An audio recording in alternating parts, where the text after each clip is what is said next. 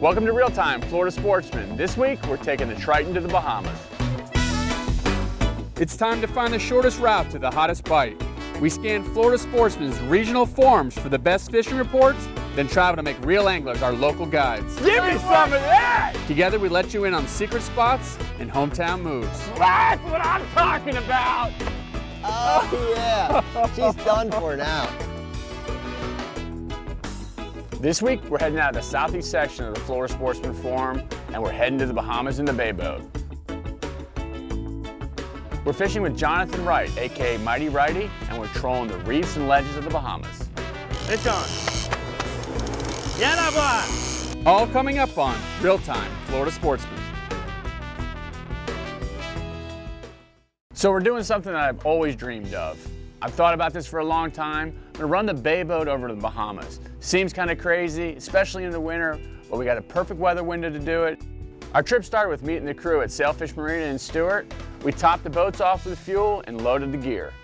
Southeast section, Florida Sportsman Forum, Jonathan Wright, aka Mighty Righty. We're doing something totally cool. It's January, what are we doing? We're crossing the Bahamas, man.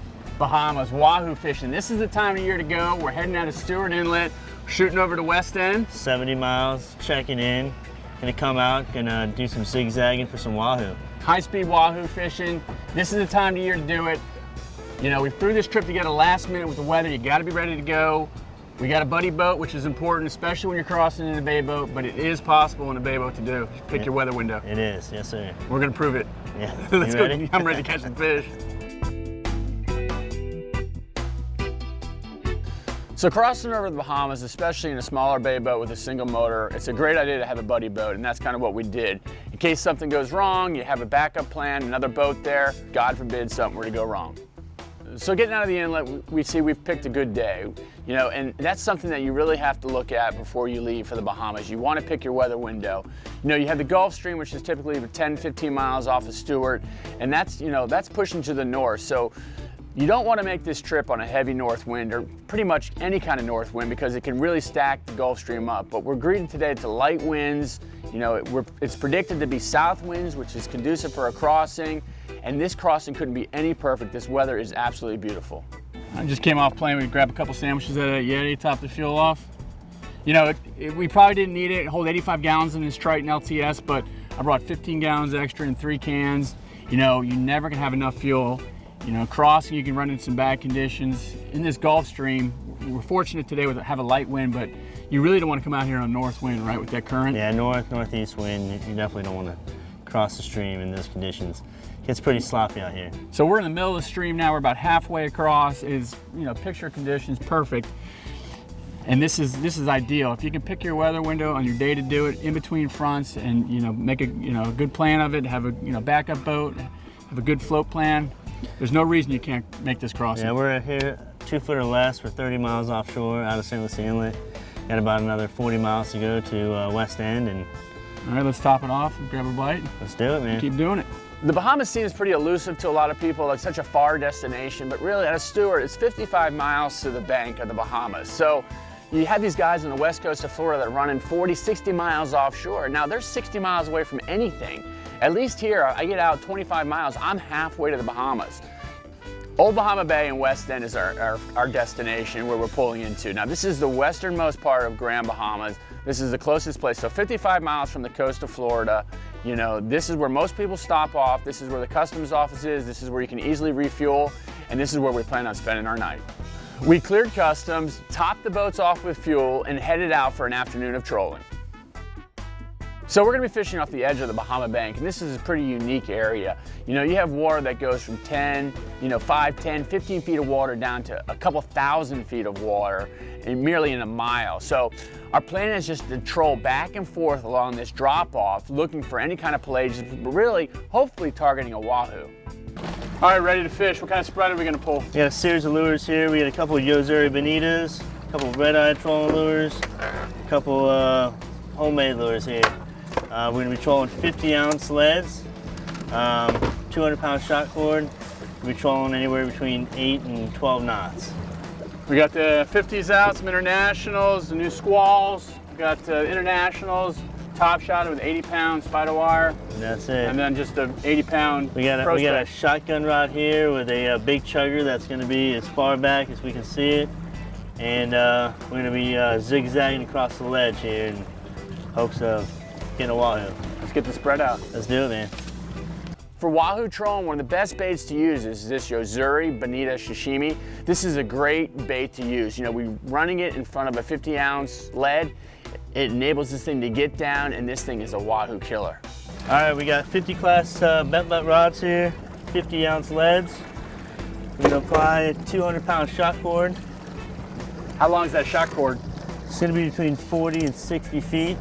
This one's, I think it's right at 55 feet, so. Here we are here. Got a yo-zuri bonita sashimi.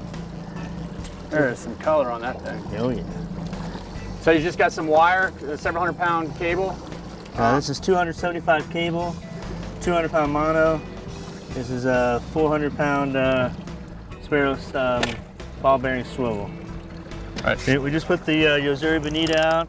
That's going to be on a 50-ounce weight. That's going to be running anywhere from 20 to 40 feet down. This lure here is about 20 ounces. It's going to run anywhere between 5 and 10 feet down. We got another bonita over here without a weight. It's going to run between 15 and 20 feet. And we got another weighted lure that's on the 50 ounce. It's going to be running between the 15 and 20. So we're covering all the water columns. So stagger, just really want to cover the we got one bait on top. That's a big old chugger. So we're covering 5 water columns there, trying to locate the fish. This segment brought to you by Mercury Marine, celebrating 75 years of marine excellence.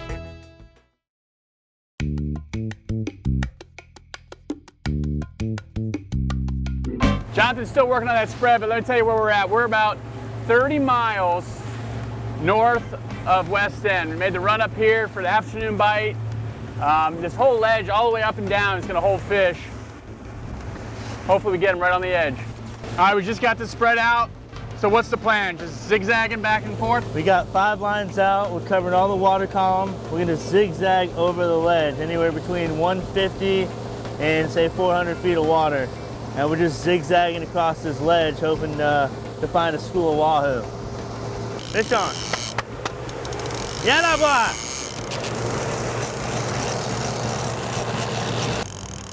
Man, we were barely set out, 10 minutes. There's another boat behind us, got hooked up. About ran our lines over. I had a fish, lost him. Another one came up right behind it and ate. Cuda? Well, that's the problem here. You get a lot of these guys. You get a lot of these cudas, you get in too shallow.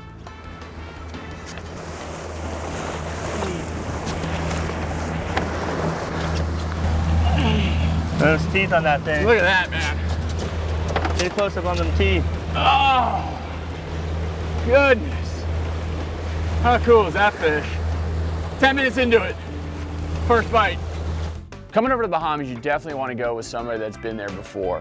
You know, it's nice to have that experience behind you. And Jonathan Wright, you know, this guy, I've known him for a while. You know, he manages a local whites tackle in Stewart, you know, really knowledgeable. He's done this tons of times. You know, he knows West End like the back of his hand. He knows the ways to get in and out. And it's nice when you make a trip over there, you know, especially like the first time for me in a bay boat, to go with somebody that has that knowledge. Jonathan's got one. We got a fish on the bonita. We stay in gear because we got a fish with a soft mouth. You're most likely pulling a hole into his mouth. You slow down, this fish likes to shake his head. You give him a chance to get off. Slowing down is the opportunity. You're gonna get this weight and you're gonna hand line him up. I'll grab the gap. Another cuda? Got a cuda? Looks like it. Another cuda.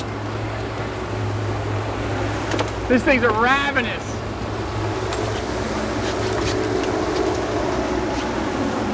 Crazy amount of these over here. Ate that bonita. A lot of the guys are eating these now. Smaller ones are apparently pretty good. Smaller ones are pretty tasty out here. Let's let him go. Let's get the right one. We're high-speed trolling. And what this does is kind of eliminates a lot of the other bites, but not exclusively. You still will get the pelagic bites, but this time of the year, we're primarily focused on wahoo, one of the fastest fish in the water. They have no problems chasing a bait, catching a bait at 15 knots. So we're looking for wahoo. Unfortunately though, the barracudas seem to like our lures. All right, it's getting kind of late. We got to get back to West End. We got a pretty good run. I'm gonna get back before dark. We'll get them tomorrow. So what do you say, covered up in cudas? What was that telling us for this afternoon? Covered in cudas, I think we just got ourselves a little too much on the inside of the ledge. Cudas tend to hang on the inside of the ledge, wahoo tend to hang on the outside of the ledge. There's always tomorrow. You know, we fish for a few hours today before dark, and we'll get at them in the morning. We put a couple hours of trolling in, you know, looking for that wahoo bite, but unfortunately it didn't come. We were covered up in barracudas the whole time, a lot of fun to catch, you know, and we made our way pretty far north. We had a pretty good run, maybe 30 miles back to West End to Old Bahama Bay, so we decided to call it a night. We're staying at Old Bahama Bay, and this is kind of the place to stay when you're heading over to West End. It's great accommodations, beautiful rooms, you know, a great restaurant that we had dinner at. This is, you know, you can run over here in a small boat with one bag of clothes and have, you know, perfect, most comfortable conditions in the world. After a long day, we hit the beds early, made plans to get up bright and early the next morning. This segment is brought to you by Penn. Let the battle begin.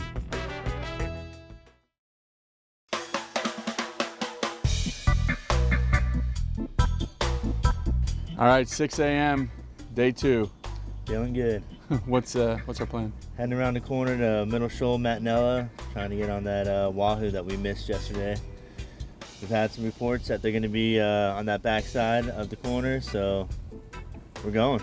So everybody knows, we're at West End. It's another 40, 45 miles to the north, the northern end of the bank. We're going to run across the... We run across the bank. So it's pretty protected. Yeah, we got high tide now until about 11 o'clock. And plenty of water in there. Plenty of water. And we're in a bay boat, so. There's some advantages of being a small boat. Yeah, man. Let's get out of here. Let's get on it. Good. Talking to Jonathan, he decided to, you know, change things up a little bit. The reports of the wahoo bite on the bank where we weren't that great. We heard some reports of some fish way to the north off of Matinella. You know, we decided to, you know, take the chance and make the run. Now, what this meant was we were going to have, you know, almost a 40-mile run from West End just to get to the fishing grounds. Fortunately though, you're crossing the bank. The weather conditions were just absolutely perfect for this. So we left out of West End bright and early, you know, actually while it was still dark. We were greeted to flat calm conditions and we had the perfect run up to Matinella Shoals. Made the run all the way to Matinella Shoals, 43-mile run out from West End. Same game plan as yesterday? Same game plan, we just switched a couple colors up. We went more darker for the lighter light. Got some more reds out there. Took some of the blues out. We're out here in 300 feet of water. Got a ledge, nice rip out here. Just troll back and forth. Let's do it, man. We're back to the same game plan, trolling these drop-offs. We decided to stay out a little bit further, try to stay away from that cuda bite. Doesn't take long and we get the first hit. Look at the gap. And color down there. What do we got? Little who? Is that a who? Kingfish. Or a who, one or the other. Kingfish. What's he doing way over here? Not the wahoo we're looking for, but still a good fish. Yeah, yo-zuri bonito every day. Catches them all. These usually in the same area? Kingfish, they're more of a reef fish, so we're right off the bank here, so he was probably looking for a meal a little deeper. He found one. All right. All right, put them in the box. So this type of fishing does require some specialty gear, you know, just some bigger gear. We're trolling with 50 internationals, you know, from Penn, and also the new Penn 50 squalls. And sometimes it may seem like a bit overkill, but over here the potential for a big fish is always there. You never know, you know, you may get that 100-pound wahoo or, you know, several 100-pound, you know, marlin. You just never know, and you have to be ready with the tackle. So we're back on the cudas and getting the bites that we're not really looking for. This wahoo bite seems to be pretty slow, and you want to time this for a falling tide off the bank. And this, you know, this morning we've had the right tide. Unfortunately, we didn't get the bite. We decided to switch things up, head into Matinella Shoals, and troll some of the coral heads for grouper. Well, we're in here about 35 feet, 40 feet of water. We got these deep diving plugs by Yo-zuri. They dive, these ones dive 25 to 15 to 25 feet of water. The one that you have on, the Tsunami, dives 25 to 30 feet. And we're just locating the coral heads and weaving between them, trying to pick up some grouper, maybe some mutton snapper, probably land a couple mackerel. Who knows what we'll catch. Around these coral heads is where we're looking for these grouper, and this is, you know, it's pretty crazy. You have these areas of sand, and then out of nowhere, it goes from 30 feet, just jumps up to 10 to 5 feet where these coral heads just pop up almost in some places out of the water. It can be a navigational problem at times, but also it can be a fish haven. Ah, we got two on them and probably cudas. We were hunting cuda, man. We would be on fire. A little Ciro came up and ate that yo-zuri. Here's a Yo-zuri's half the size of him. So I've never seen anything like this, and talking to Jonathan, he hasn't seen it as bad as this either. You know, barracuda after barracuda, we're bailing these things in the boat. We just can't get away from them. We're out high-speed wahoo fishing, we're catching them. We're inshore trolling for grouper. Just cannot get away from the barracuda. Leaving out of West End this morning, you know, we went 40 miles to the northeast. So this is putting us even further away from Florida and our, you know, our destination that we have to get back to tonight. So we decided to get back on the troll and start making our way back to the west. This segment is brought to you by Power Pole, swift, silent, secure.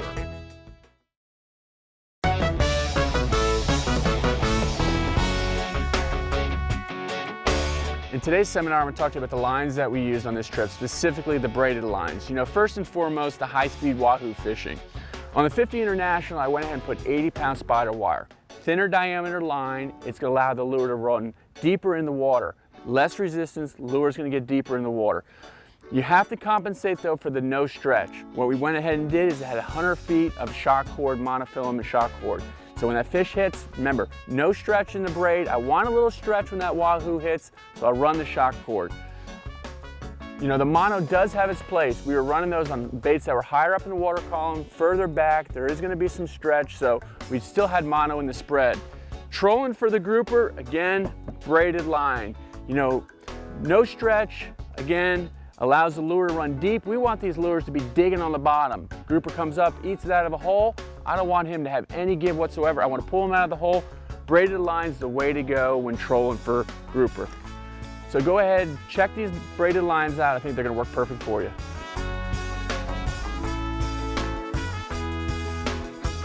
We've been fortunate on most legs of this trip so far, but I think Mother Nature is just going to show us a little bit of her fury, let us know what she can do.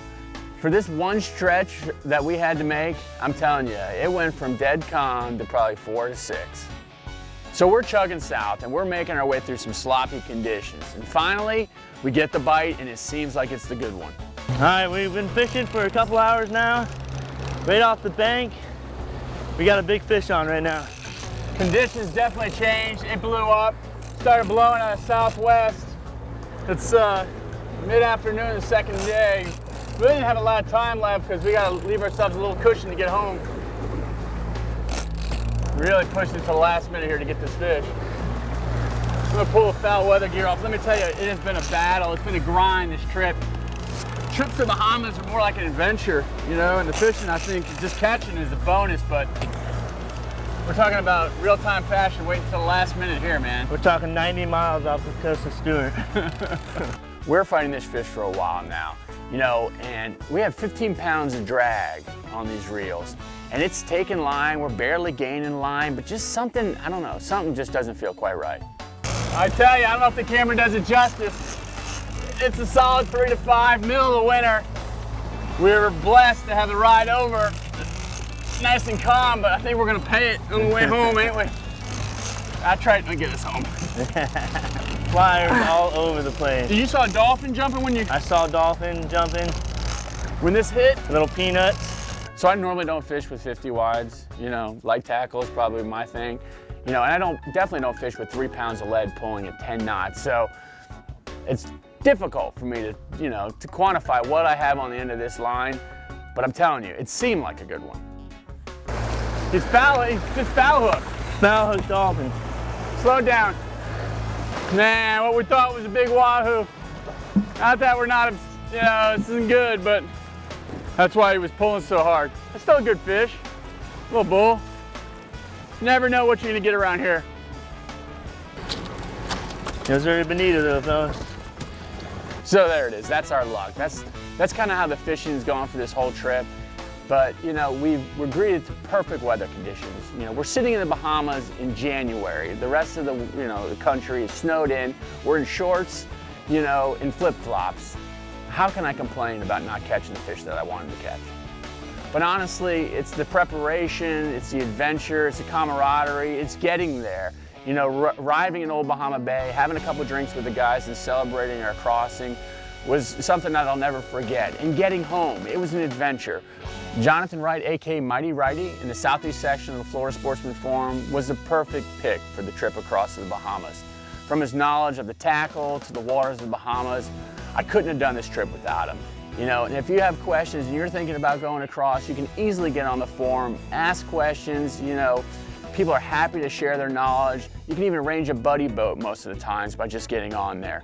It was because of Jonathan's post, though, that I chose him to fish with, and I need your reports to continue. So I may fish with you next on Real Time Florida Sportsman.